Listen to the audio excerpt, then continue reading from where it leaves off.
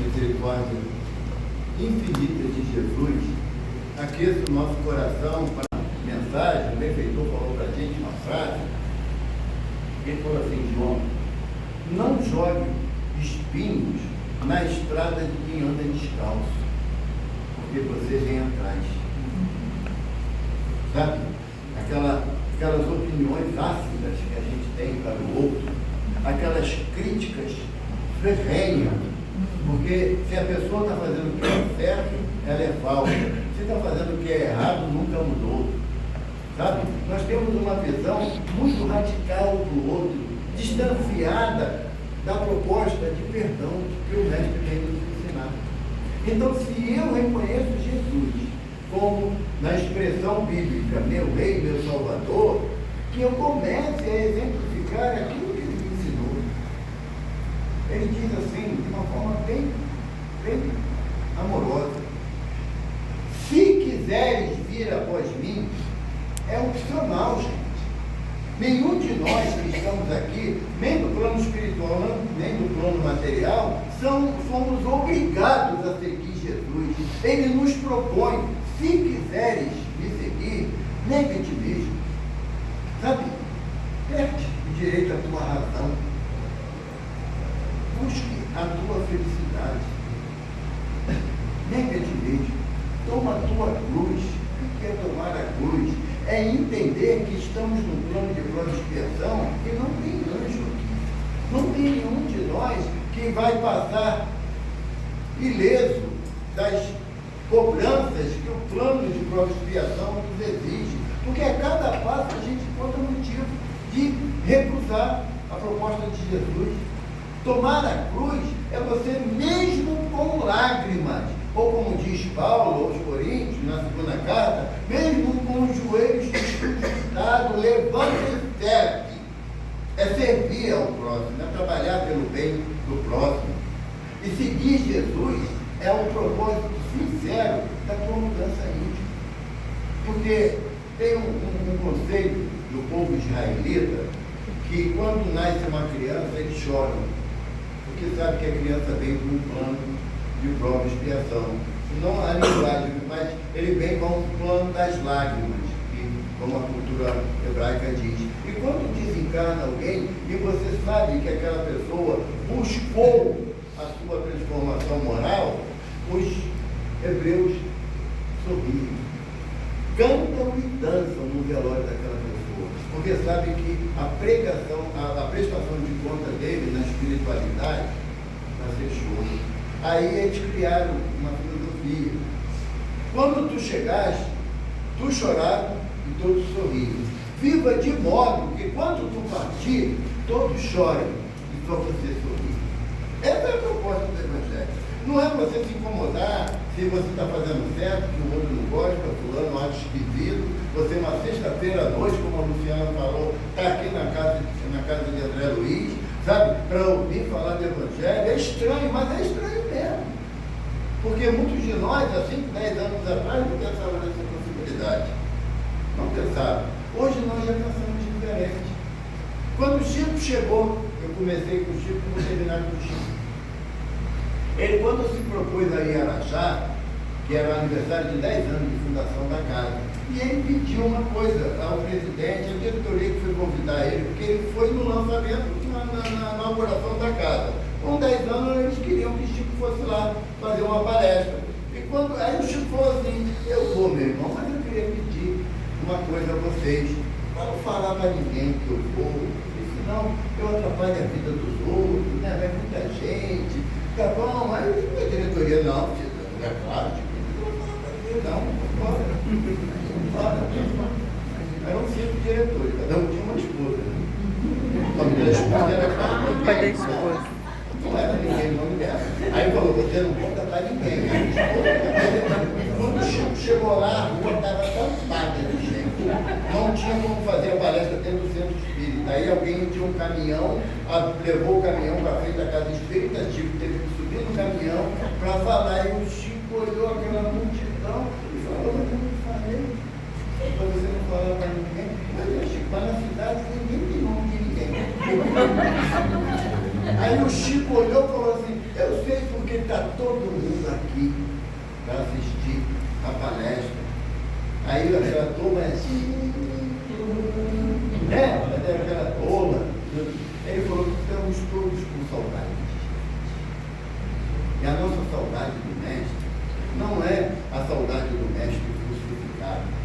É a saudade do Mestre que está como na visão de Eurípides de Barçanufo, que ele se vê tomado, levado em espírito, e vai a altas esferas, amparado por um espírito que ele fala de capacidade angelical. E ele chega num descampado, uma grama verde, cada flor de tonalidade linda, e ele olha ao longe e vê uma silhueta de um homem sentado numa pedra. Ele vai na direção, magnetizado por aquele homem. Quando ele chega perto do homem, é Jesus. E ele, mestre, a alegria de te ver, mestre. E ele olha, e Jesus, quando vira o rosto para Eurípides, as lágrimas descem. E Eurípides fala: mestre, por que choras? Choras por aqueles que, não compreendendo o teu evangelho, ainda trucidam o semelhante, vão em busca do ouro fácil, trazendo a lágrima e a dor para todos. Chora por aqueles que deturpam as tuas palavras nos ensinamentos cristãos. E Jesus olhava para Eurípides de forma branda e triste. E Eurípides, já não aguentando aquela emoção, ele diz: que chora por aqueles que te desconhecem. Jesus fala: eu choro por aqueles que conhecem as minhas palavras e não as praticam. E não causemos mais tantas lágrimas a Jesus, mas que tenhamos no nosso coração um desejo sincero de mudar, para que nós, com as nossas atitudes, ele seja realmente o nosso Rei Salvador. A nossa condição de espíritos imortais, as palavras do Mestre, como Pedro afirma, que Jesus, após a multiplicação dos pães e dos peixes, ele entra em prece agradecendo ao Pai aquela dádiva, e quando ele abre os olhos, ele vê que a multidão tinha se dispersado. E Jesus pergunta: onde todos? Mais de 10 mil pessoas, né? Onde todos? E André falou: foram, Senhor. Depois de alimentar, foram. E Jesus fala: o homem ainda tem necessidade do pão material em detrimento do pão espiritual. E aí Jesus pergunta: e vós também não irão? Aí sempre Pedro, tocado pela espiritualidade superior, Pedro fala: e aonde, Senhor, se só tu tens palavra de vida eterna? O interessante é que a citação de Pedro, ele coloca no singular: só tu tens palavra de vida eterna.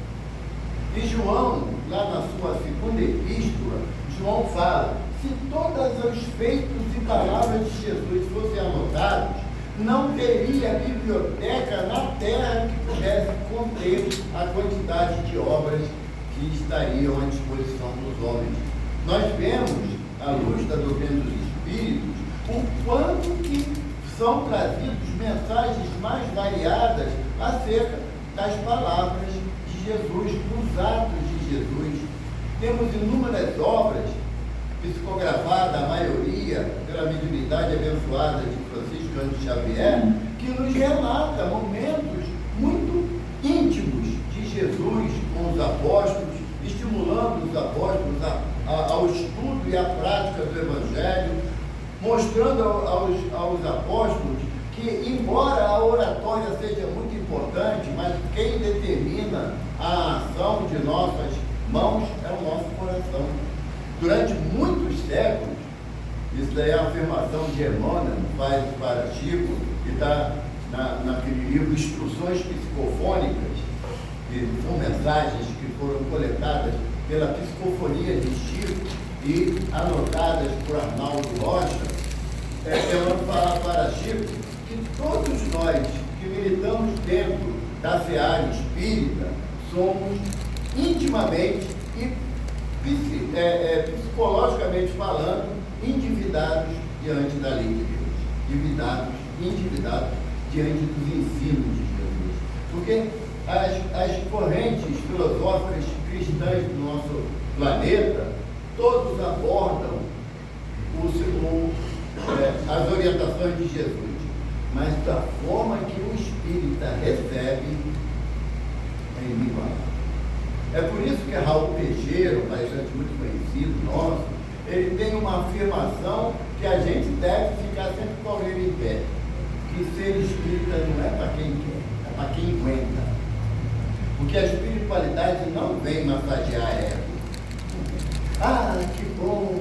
Ah, você veio, que maravilha, que alegria. Não! A gente vem à casa espírita para levar para o show de orelha.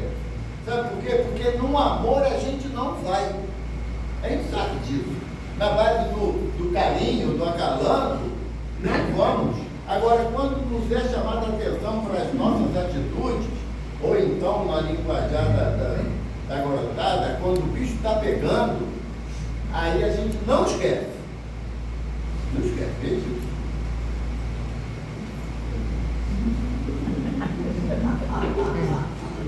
Do nada, mas é coincidência, porque se ele soubesse que era eu, ele não vinha. Entendeu? Isso aí é verdade, eu sei disso perfeitamente, né? Te amo. Eu também te amo, alguém presta, mas eu te amo, tá bom? É assim mesmo. Porque muitas das vezes, eu estava chegando as pessoas, eu estava lembrando, claro, de Chico, que é o benfeitor da minha casa, e o Chico ele foi convidado a fazer uma palestra em Araxá, é uma cidade bem próxima de Uberaba, e o Chico ele tinha mania de acordar muito cedo, né? Porque quando falava de dormir mais de 4 horas por noite é luxo, sabe? E o Chico estava desesperado.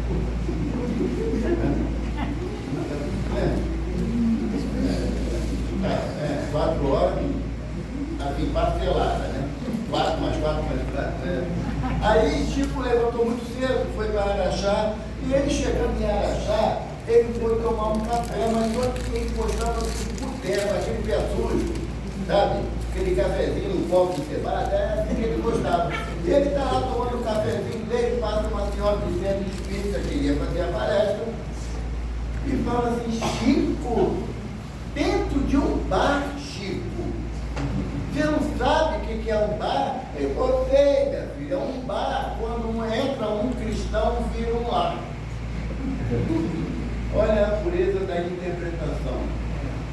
Porque nós temos o hábito de criar estereótipos e de condenar determinadas pessoas ou lugares simplesmente porque não me agrada, simplesmente porque eu não gosto, simplesmente porque é mais fácil para mim dizer que lá é muito ruim, ou porque eu não posso ir, porque minha mulher não deixa. A minha casa é essa, ela não deixa. Então eu digo que é ruim, eu nem gosto de ir lá, é ruim. Ou então eu quero ir, mas não tenho condição de ir. Então eu recrimino quem vai. Então o Chico mostra para a gente que a nossa condição de cristão faz com que mudemos o ambiente que nós estamos inseridos. No nosso caso em particular, contamos com o beneficiário que é o Zé Luiz, que é o nosso benfeitor, para mudar a nossa ambiência íntima, mudar a nossa condição mental, mudar aquele sistema do eu quero. O provérbio do usuário diz que um homem muito sábio, considerado um homem muito sábio, recebeu a visita de um discípulo e falou ao discípulo: mestre, o que eu posso fazer para eu quero ser feliz? Aí o mestre disse: tira o eu e tira o quero, e você será feliz. O personalismo e a exigência não vai fazer com que nós sejamos felizes. Nós seremos aturados, suportados no termo de aturar, né, pelo outro. Mas para sermos felizes, temos que sair daquela vontade imperiosa que a gente tem de exigir, de mandar, de controlar. Temos que sair. Na nossa proposta hoje, na condição, só tem um lugar aqui. Se não tiver lá no lugar, a gente tira isso. Quando eu estiver, é isso. Quem quer, né? Já tem 50. Então nós temos que mudar a nossa conduta, tem mais um lugar atrás. Temos que mudar a nossa conduta da situação do eu quero assim. Não é a proposta do Evangelho. O eu quero assim se traduz assim, apesar de eu prejudicar o meu semelhante, eu quero assim. E a proposta do Evangelho é bem diferente disso. Quando nós nos reunimos na casa espírita, é porque ansiamos ouvir aquilo que precisamos e não o que queremos.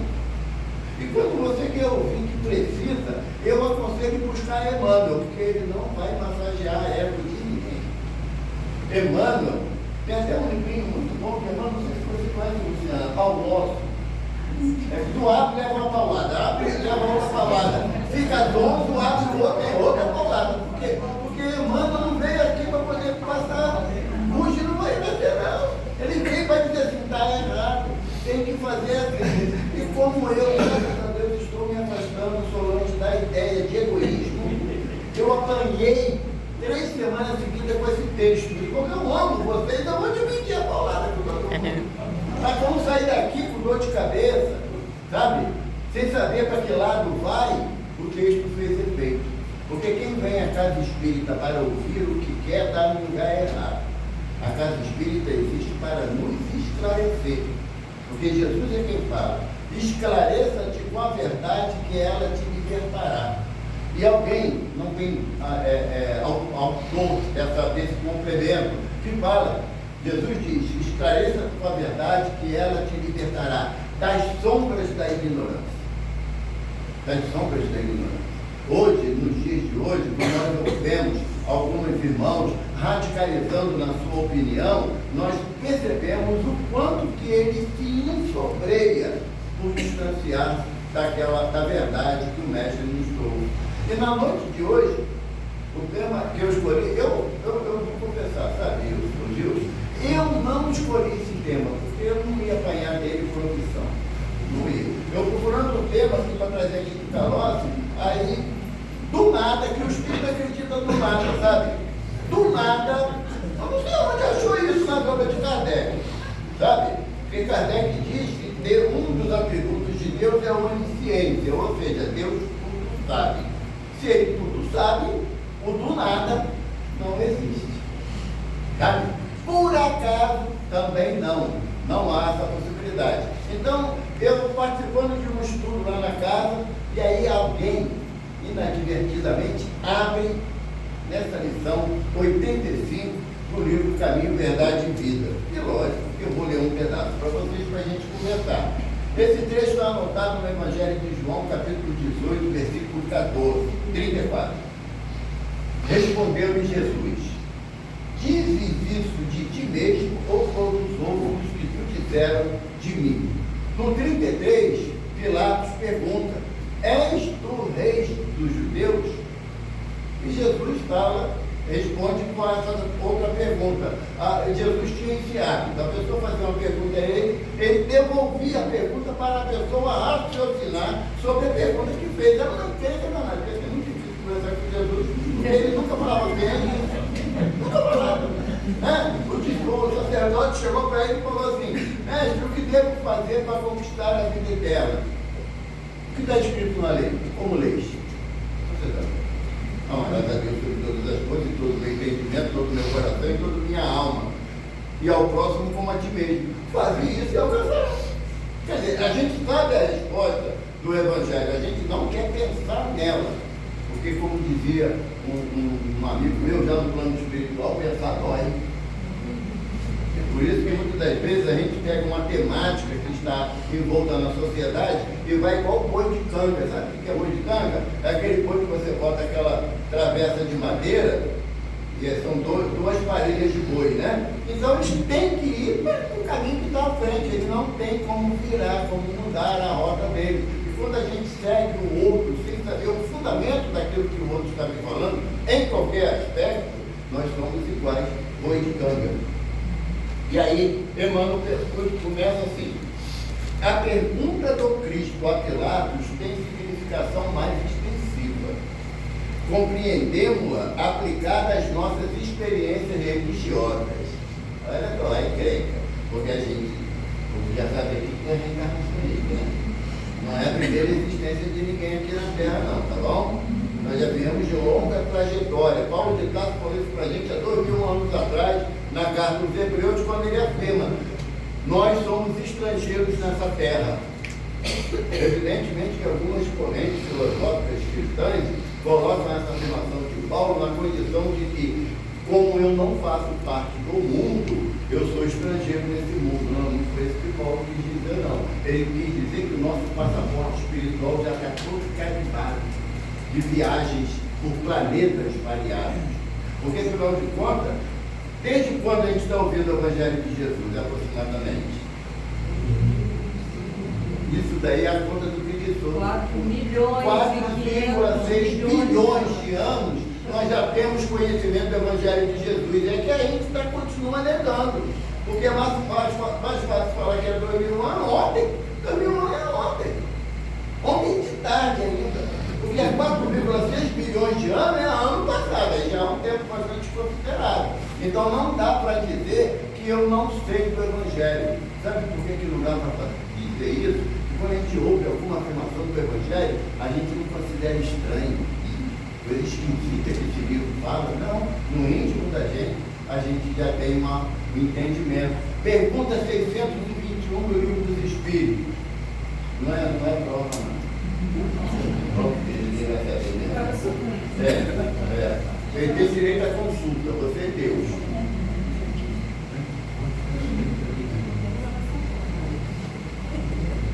Estava perdida, coitada, a gente só tem a ovelha perdida. Tá? Pergunta 621 do Livro dos Espíritos. Aonde está escrita a lei de Deus? Bonitinho, todo mundo já sabe disso.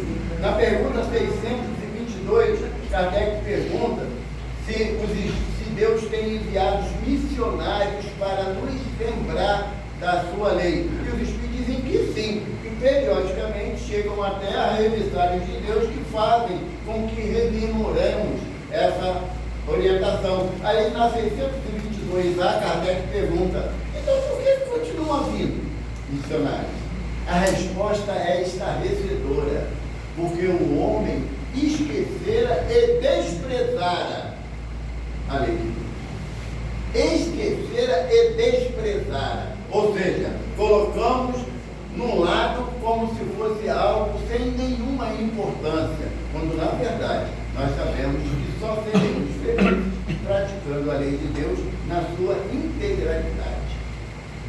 Então, a proposta de conhecimento de Jesus, nas suas palavras, ela encontra eco na nossa alma. Não é na nossa condição de corpo, na nossa mente física, não, pode até não encontrar, mas na nossa alma, na nossa memória espiritual, encontra eco, sim. E aí Emmanuel continua. Quando encaramos no Mestre a personalidade do Salvador, por que o afirmamos? Por que falamos que Jesus é o nosso Senhor e Salvador? Porque, primeiro, que nós reconhecemos nele a autoridade moral que ele está investido. Reconhecemos isso, ou alguém vai negar que Jesus é um espírito de expressão máxima de entendimento para nós. Aí é complicado. Ainda hoje, alguns irmãos titubeiam no entendimento e acham que Maomé é maior do que Jesus, porque eles seguem o maometismo. É o entendimento deles, sem nenhuma dificuldade de compreensão, porque Jesus não disputa condição moral, ele exerce a sua condição moral. Estaremos agindo como, a irmã aqui dá uma ideia de idade do livro, né? Como discos fonográficos, a garotada nem sabe o que é isso. Os mais novos sabem o que é LP, long play, algo que tu lembra, né? Já tem a coleção lá, né? Não tem lugar para tocar, mas ele tem. Então, se nós achamos que as mensagens de Jesus, elas vêm agindo, nós estamos agindo como os discos fonográficos, na repetição pura e simples de palavras ouvidas. Quer ver uma frase que é muito comum no movimento espírita e demonstra a nossa ignorância ainda dos ensinos de Jesus? O que Jesus faria nessa hora?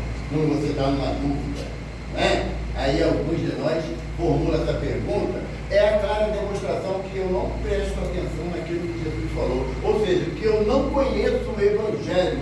Que se eu conhecesse o Evangelho, eu saberia tranquilamente o que Jesus faria, porque está tudo ali demonstrado. Quando te bater na face esquerda, ofereça também à direita. Quando um soldado, vestindo uma capa, esbofeteou ele, se tu és profeta, diga quem te bateu. Sabe qual foi a resposta do mestre? Com o rosto coberto não te reconheço, mas eu sei quem tu és. Jesus está falando para quem? Para a matéria ou para o Espírito? Então Jesus falou, agora que eu sei quem tu és, tu vai viver comigo, que eu vou te arrebentar. Não! Ele ofereceu a outra face, que é o reconhecimento daquele momento da autoridade do soldado sobre ele. O que a gente faria? Reconheceria também? Entenderia a ação de cara ou pulava no pescoço dele? Então a mensagem do mestre, ela vem ao encontro daquilo que eu devo fazer, mesmo que eu não compreenda. Mesmo que eu não compreenda. Continua Emmanuel. Não basta redizer encantadoras lições dos outros.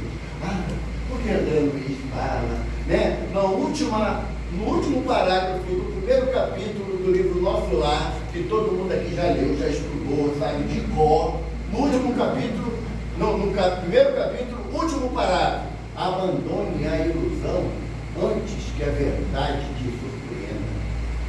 Quem está preparado? Quem acredita que quando desencarnar vai para nosso lar? Levanta a mão. Perguntei isso não, está cá, todo mundo levantou a mão. Eu falei, qual é o CEP do nosso lar? Ninguém sabe. O irmão falou para a gente lá em casa, na nossa casa, que se nós formos para o céu, a gente fica feliz. Sabe o que é o céu? Centro Espírita do Umbral. Chico que fundou na espiritualidade. Ele pediu a Jesus para fundar o Centro Espírita do Umbral. Para quê? Para que ele possa abrigar espíritas em desvario.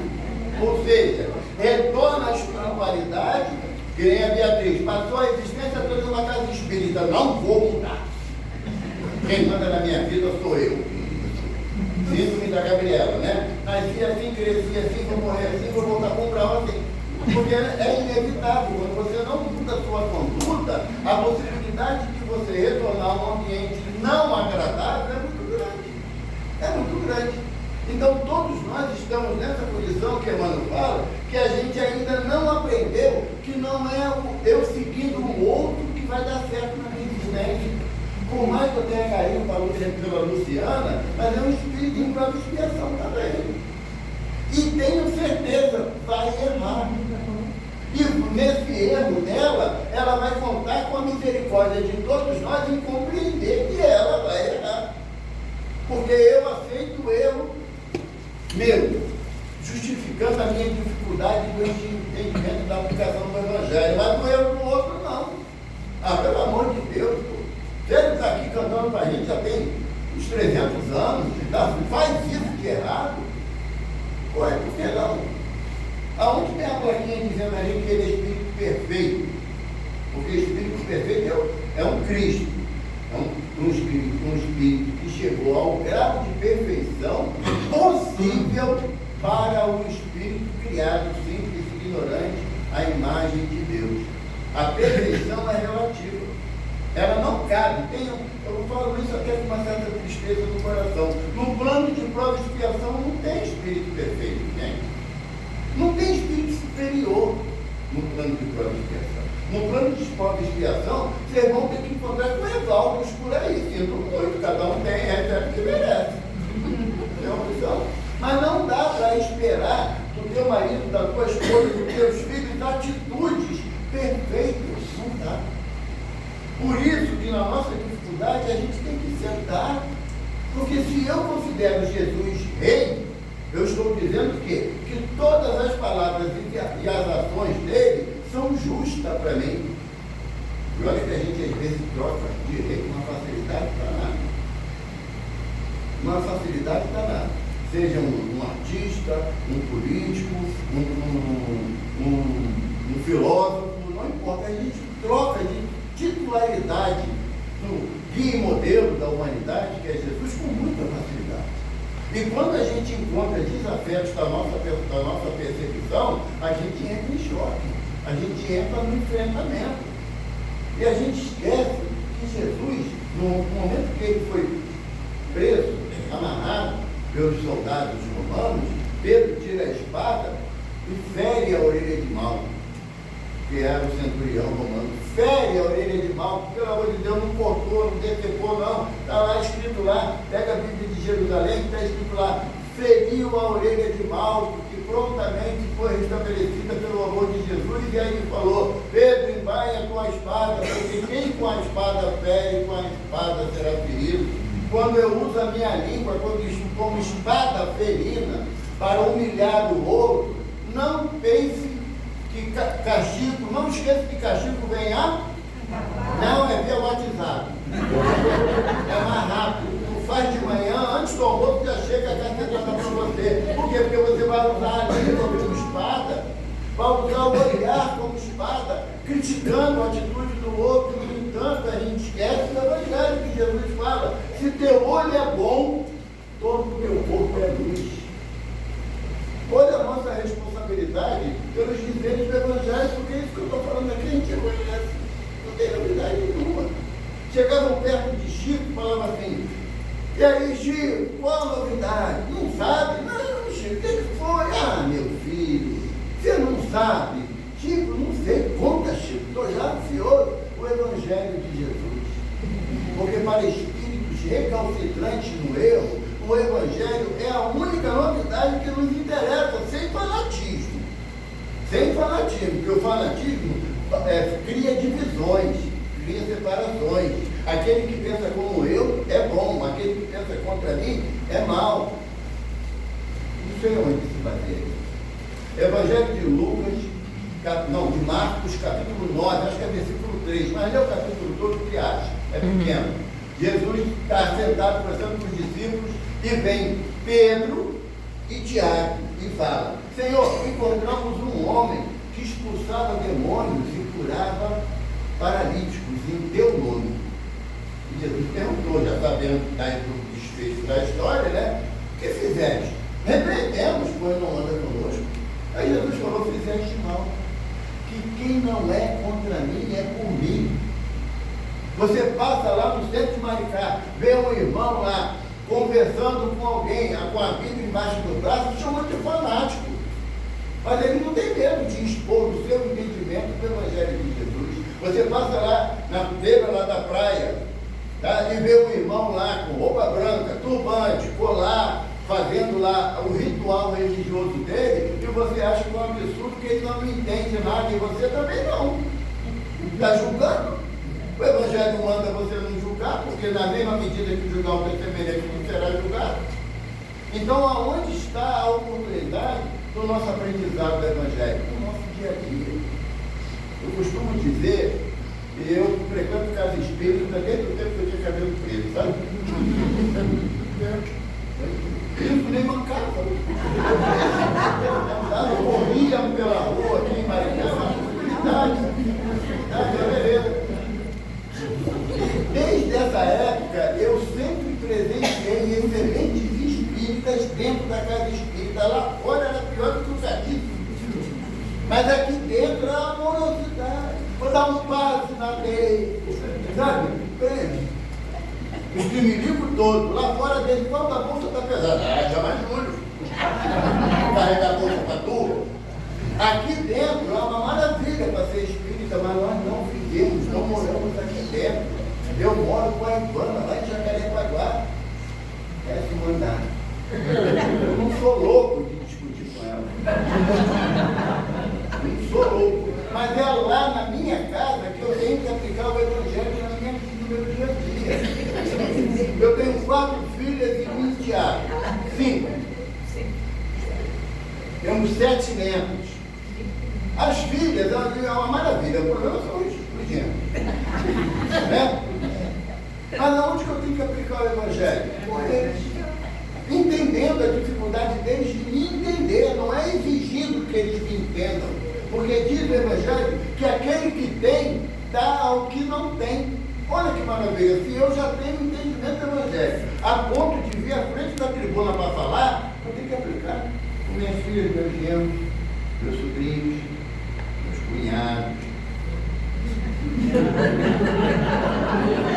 Meu sogro é fácil. É fácil. Meu caso é tão sério que eu já trago gente comigo para ouvir minha palestra lá do Rio. É um caso sério. A Cristiana falou que vazar não tem mais nada lá não, porque Ivana, a Joelma, a Regina, a Beatriz, foram lá, a Deise está rindo à vontade, deu uma baixa no estoque lá, quase que não chega para a palestra, percebeu? Chegou aqui no desespero. Mas nós temos que aplicar o Evangelho, não é dentro da casa espírita, porque a gente acha assim, não, porque na casa de André Luiz, vai que ele esteja aqui. Né? Vendo eu pensar um monte de besteira. Tá? Ele não precisa estar aqui para ver ele pensar um monte de besteira. Da onde ele está, o espírito, no equilíbrio que ele tem, ele percebe as nossas vibrações. Por quê? Porque o Chico, uma vez, numa mensagem dada lá na nossa casa, o Chico falou assim: qualquer assunto que diga respeito ao Centro Espírita Casa do Caminho Chico Xavier, qualquer assunto, eu recebo a percepção espiritual do que está acontecendo. André Luiz também. Pessoal do Conselho Fiscal.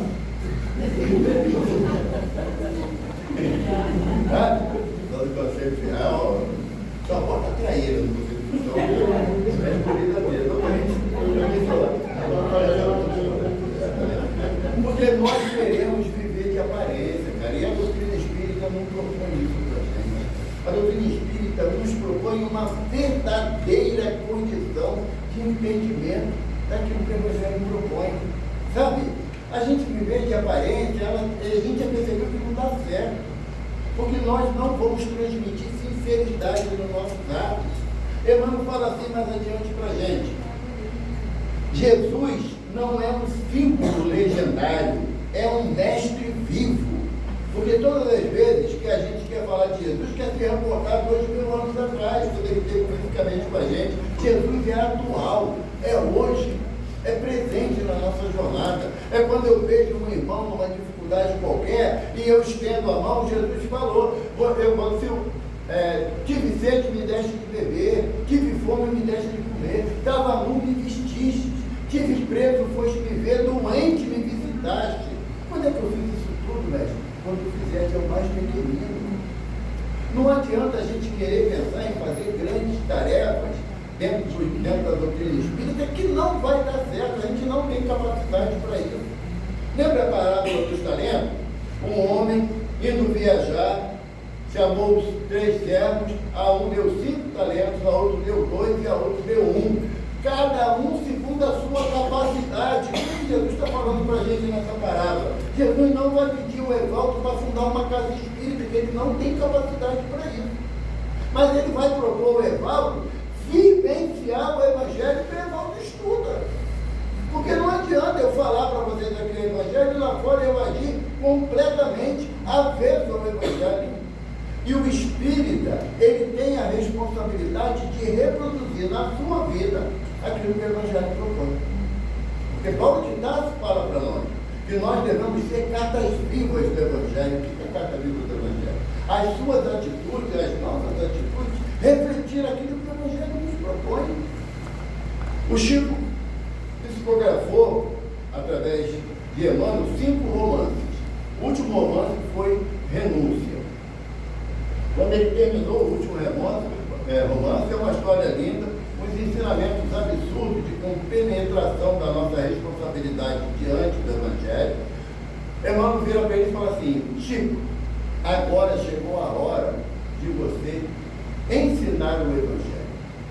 E Chico, naquela pureza do bueiro, olha, irmã, agora eu vou ter que dar aula, vou ter que ensinar as pessoas a ler e escrever. Ele falou: não, agora você vai ter que vivenciar tudo que você escreveu nesse romance sobre o Evangelho de Jesus. Vivenciar. É o convite que Emmanuel nos faz nessa página de hoje. É o convite. Por quê? Porque a partir do momento, André Luiz fala para a gente, nosso refeitor, lá no livro Coragem, que todo aquele que é detentor de 5 minutos de conhecimento do Evangelho tem capacidade de mudar a sua jornada. 5 minutos. Acho que já passamos de 5 minutos aqui. Então nos complicamos pra caramba. Agora é mudar a minha jornada, não é a jornada do outro. Não é eu querer avaliar a conduta de ninguém. Porque não vai dar certo. Jesus chegou perto de Pedro e falou assim: Pedro, vai à casa de Jeremias, o curtidor, e ajude a filha dele que está com graves dificuldades. Pedro, querendo ser solícito na ação de cumprir a orientação do mestre, foi para a casa do curtidor, que era em Cafarnaum mesmo. E quando ele chega perto da casa do curtidor, ele escuta um barulho num celeiro e o Jeremias, que é o dono da casa, estava em atitudes licenciosas com uma das empregadas da casa. Ele se horrorizou, entrou pela cozinha e viu que a esposa de Jeremias, atacada de mau humor, humilhava e castigava uma das servas da casa por ela ter derrubado uma cuia de arroz. E Pedro pergunta: onde a menina, filha de Jeremias? A mulher: entra, procura tu mesmo, não vês que eu estou ocupada? E Pedro, desavorado, sai. Quando ele possa perto da porta do quarto, ele vê o filho mais velho de Jeremias surrupiando dos guardados do pai, larga a quantia em dinheiro. E ele, horrorizado, ele vai para adiante, e no outro quarto ele vê o filho do meio de Jeremias jogando os dados com a joia da família. E Pedro, muito transtornado com aquela situação toda, chega até o último quarto e a filha de Jeremias, que era o objeto da sua ira, estava em atitude licenciosa, seminua, chamando Pedro para o convite dos prazeres do sexo. Pedro vira as costas, apavorado, sai da casa em correria, e quando ele chega diante do mestre, o mestre pergunta: Pedro, fizeste o que eu te pedi? Como, Senhor? Aquele é um antro de perdição. Todos ali estão em busca dos prazeres materiais, esquecendo do teu evangelho de amor e de luz. Jesus olhou para Pedro e falou: Pedro, conheço Jeremias e sua família. Eu te pedi para ajudar a filha de Deus, e não te julgar. Comportamento. Humberto de Campos conta essa história no livro Cartas e Crônicas. E toda vez que eu leio essa história, eu fico com a vergonha danada, porque eu acho que se eu fosse no lugar do Pedro, na primeira oportunidade eu voltava, eu nem entrava na casa.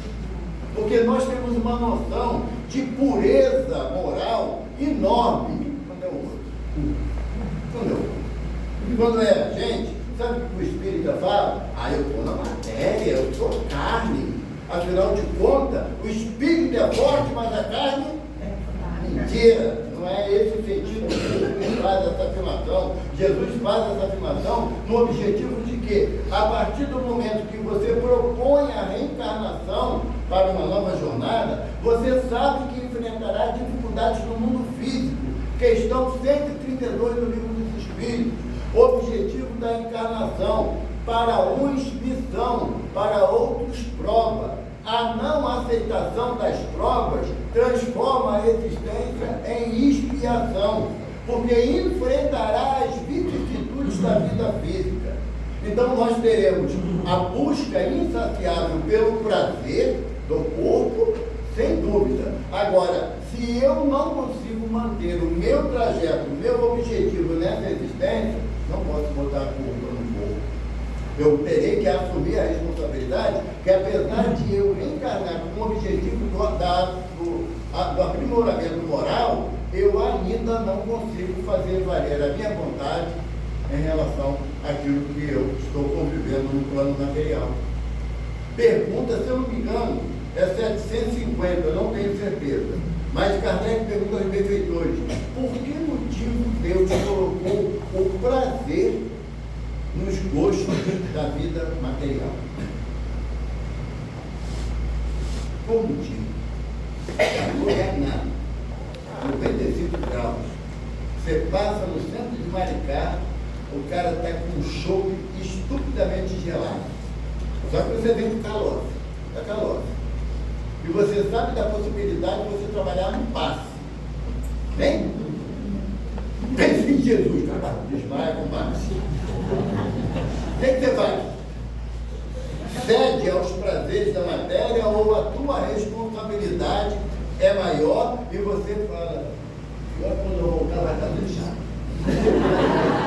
Eu vou bater logo. A gente entra em sofrimento, mas por quê? São essas vicissitudes da vida física que nós somos colocados em teste permanente, porque estamos num plano de prova e expiação. E um segredo que eu vou contar para vocês, primeira mão, não dá para ser feliz na Terra. Não dá. Kardec pergunta aos seus benfeitores, há meio do homem ser feliz aqui na Terra? Não, porque está escrito lá na Antiguidade, em Eclesiastes, a felicidade não é deste mundo. Por quê? Porque a felicidade não é da forma que eu entendo. E a felicidade, para mim, é ter uma conta bancária bem razoável, sem pagar imposto de renda, um carro na porta, apartamento em tal lugar. Para mim, felicidade está atrelada às conquistas materiais. E a felicidade que os Espíritos propõem é a felicidade da consciência tranquila. Tem a mínima noção do que seja isso? Não tem. Porque a consciência tranquila é atributo dos espíritos de maior evolução. Porque quem que traduz a consciência tranquila? É você aplicar o teu conhecimento, segundo a lei de Deus, em prol do semelhante. Porque, eu faço o bem. Fazer o bem é bem diferente de ser bom. Fazer o bem é circunstancial. Júlio é meu amigo. Me atura esses anos todos. Então eu tenho a alegria de fazer o bem para ele. Tenho alegria plena. Agora, Valmir, que eu vejo uma vez em cada 10 anos, eu vou pensar se eu faço bem para ele ou não. Eu vou pensar. Agora, ser bom é eu fazer a mesma extensão de bem para o Júlio, Valmir até para o Jorge. Até para o Jorge é merecedor de receber o bem. Por quê? Porque o sentimento de ser bom, ele é incondicional. É por isso que Jesus não aceitou o atributo de bom. Bom mestre. Jesus falou, por que me chamas de bom, se bom só o Pai? Mestre disseste, eu sou o mesmo. Agora, bom só o Pai. Por quê? Porque o conceito que Jesus entende de bondade é o do Pai. O Gilson falou aqui na prece inicial. Deus faz com que o sol brilhe para o justo e para o injusto. A chuva cai sobre o bom e o mal. Aonde a gente vai encontrar equanimidade de ação distante de Deus? Aonde? Se você tem 2 filhos, tem hora que você fica na dúvida quem você vai ajudar primeiro. Jesus ainda vem no nosso socorro quando ele fala, se teu filho te pede um pão, você não dá uma pedra. Se te pede um peixe, não dá uma serpente. Sendo maus do jeito que sois, sabeis dar coisas boas ao vosso filho. Imagina o Pai que está no céu. Não há meio de você querer condicionar. Não, eu não vou fazer o bem porque fulano é traficante. Mas não é para você que ele vai prestar conta, gente. Não é. Eu não vou ajudar porque ele é viciado em crack. Não é para você que ele vai prestar conta. As ações dele dizem respeito a ele. Mas Teresa de Calcutá, em oração profunda, que um repórter esperou ela terminar a oração, ele pergunta, irmã, a senhora faz isso que a senhora faz aqui em Calcutá, querendo ficar bom, se bem lá com o chefe, né? Ela falou, não, eu faço o que eu faço pela necessidade de cuidar do meu irmão. Porque eu não faço querendo que você observe. Porque no fundo, é entre eu e Deus. Quando nós começarmos a pensar dessa forma, que é entre então, cada um de nós e Deus, eu não vou avaliar se o irmão merece ou não. Eu tenho o direito de não fazer? Tenho. Ninguém pode me obrigar a fazer o bem ou reconhecer a necessidade do irmão em qualquer situação que ele se encontre. Eu tenho esse direito, sem sombra de dúvida. Mas também eu tenho que entender que a nível de espírito imortal, aquilo vai ficar gravado na minha economia íntima. E todas as vezes que eu for reclamar de alguma situação que eu estou enfrentando, a própria consciência me acusará. Quando você pode ajudar alguém, você não quis. André Luiz fala para a gente, no Sinal Verde, faça o bem, mesmo que seja por ostentação, porque é melhor do que fazer o mal. Fazer o bem, mesmo que todo mundo perceba que eu estou fazendo bem, mas eu vou chegar um momento que o bem vai ser instintivo em mim. Eu já não vou entrar naquela correlação de fazer o bem e receber aplauso. Não vou. A gente não não pode esquecer que quando Jesus entrou em Jerusalém, montado num burrico, nós gritávamos o quê? Hosanas ao filho de Davi. Hosanas ao filho de Davi. E no dia seguinte, o que você estava fazendo? Crucificai-o, crucificai-o. Porque a mesma mão que te aplaude é aquela que vai te acusar. Porque são aplausos efêmeros.